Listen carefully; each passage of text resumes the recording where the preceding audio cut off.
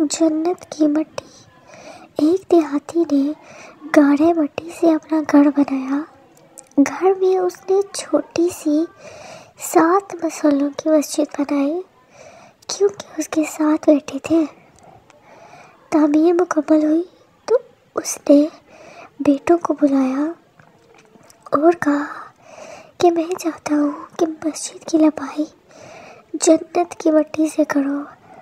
تو سب بھائی جاؤ اور جنت کی مٹی تلاش کر لاؤ۔ بیٹے پریشان ہو گئے کہ جنت کی مٹی کہاں سے لائیں۔ باپ کا حکم تھا۔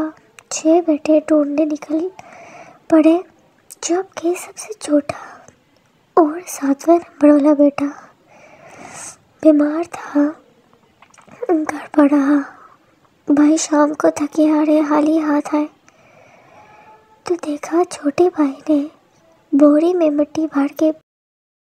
باپ نے پوچھا، بیٹے گھر بیٹھے تھے، تجھے جنت کی مٹی کہاں سے مل گئی؟